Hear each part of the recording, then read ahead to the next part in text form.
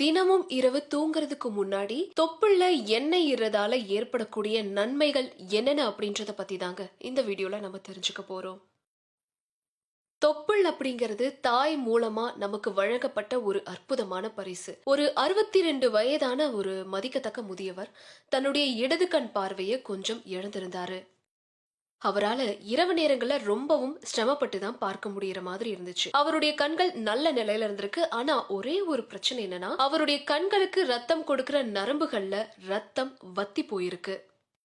அவரால மறுபடியும் பார்க்கவே முடியாது அப்படின்னு கண் நிபுணர்கள் சொல்றாங்க. அறிவியல் படி கரு வளரும் போது முதல்ல தொப்புள் பகுதி உருவாக்கப்படுதுங்க. பின்னாடி அது தொப்புள் கொடி மூலமா தாயுடைய நஞ்சு கொடியோட இணையுது. நம்முடைய தொப்புள் நிச்சயமா ஒரு அற்புதமான விஷயம். அறிவியல் படி ஒரு நபர் காலமானதுக்கு அப்புறமா தொப்புள் 3 மணி நேரம் சூடா இருக்குங்க. காரணம், ஒரு பெண் கருத்தரிக்கும் போது உணவுப் பொருட்கள் தாயுடைய தொப்புள் மூலமா தான் குழந்தைய வந்தடையுது. முழுசுமே வளர்ந்த குழந்தை 270 நாட்கள், அதாவது 9 மாதங்கள்ல உருவாகுது. சோ இதனால அங்க எப்பவுமே ஒரு உஷ்ணம் இருந்துகிட்டே இருக்கும். நம்ம உடலுடைய அனைத்து நரம்புகளின் மையப்புள்ளியா நம்முடைய தொப்புள் அமைக்கப்பட்டிருக்கு. நம்ம வயிற்றுல 72,000க்கும் மேல நரம்புகள் கொண்ட பெக்கோடி அப்படிங்கிற ஒரு பகுதி தொப்புளுக்கு பின்னால அமைஞ்சிருக்குங்க. நம்ப முடியலையா? நம்ம உடம்புல இருக்க ரத்த நாளங்களுடைய மொத்த அளவு பூமியின் இருமுறை சுற்றளவுக்கு சமம்.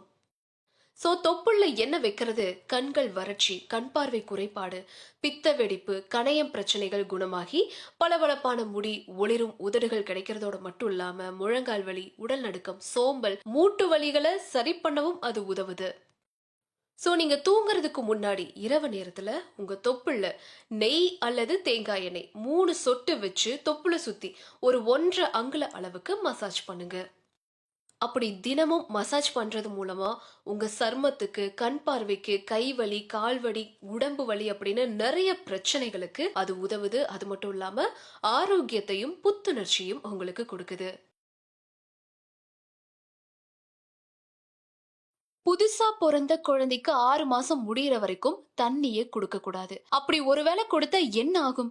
வாங்க இந்த வீடியோல தெரிஞ்சுக்கலாம். உணவு போலவே தண்ணீர் அப்படிங்கறது ஒரு மனிதனுக்கு ரொம்ப ரொம்ப முக்கியங்க. நம்முடைய உடல்ல நீர்ச்சத்து குறையும் போது நீரிழப்பு பிரச்சனையை ஏற்படுத்தும். இதன் காரணமா பல உடல் நல பிரச்சனைகளை வழிவகுக்கும். அதனாலதான் மருத்துவர்கள் நிறைய தண்ணீர் குடிக்கணும் அப்படின்னு நம்மளுக்கு அட்வைஸ் பண்ணிக்கிட்டே இருப்பாங்க. அதன்படி ஆண்கள் ஒரு நாளைக்கு 3ல இருந்து 4 லிட்டரும், பெண்கள் 2ல இருந்து 3 லிட்டரும், குழந்தைங்க 1ல இருந்து 2 லிட்டரும் தண்ணீர் குடிக்கணும். இதை விட குறைவா குடிச்சா உடல்ல நீரிழப்பு ஏற்பட்டுரும். இருந்தாலும் 6 மாதங்களுக்கும் குறைவா இருக்கிற குழந்தைங்களுக்கு இது பொருந்தாதுன்னு மருத்துவர்கள் சொல்றாங்க. ஆமாங்க, புதுசா பிறந்த குழந்தைகளுக்கு 6 மாதங்கள் முடிகிற வரைக்கும் தண்ணீர் ஒருபோதும் கொடுக்கவே கூடாது. அப்படி பிறந்த குழந்தைகளுக்கு தண்ணீர் கொடுத்தா என்ன ஆகும்? புதுசா பிறந்த குழந்தையுடைய சிறுநீரகங்கள் 6 மாதங்கள் வரைக்கும் முழுமையா வளர்ச்சி அடையாதுங்க. இந்த மாதிரியான சிச்சுவேஷன்ல அவங்களுக்கு தண்ணீர் கொடுத்தீங்க அப்படின்னா அதிகப்படியான நீர் மற்றும் சோடியம் அவங்களுடைய உடல்ல இருந்து நீர் வழியா வெளியேற்றப்படும். இதனால குழந்தைங்க கடுமையான உடல் நல பிரச்சனைகளால பாதிக்கப்படுவாங்க. சோ 6 மாசத்துக்கும் குறைவா இருக்கிற குழந்தைக்கு தண்ணீர் கொடுக்கறதால சோடியம் குறைபாடு ஏற்படும். இதனால அவங்களுடைய மூளை செயல்பாடு பாதிக்கப்படும். இது நீண்ட காலத்திற்கு மனநல பிரச்சனைகளுக்கும் வழிவகுக்கும். இதை தவிர குழந்தைகளுடைய முகம், கை, கால்கள்ல வீக்கம் ஏற்படும். கூடுதலா ஊட்டச்சத்து குறைபாடு, மெதுவான வளர்ச்சி, எடை இழப்பு போன்ற பிரச்சனைகளையும் இது ஏற்படுத்தும்.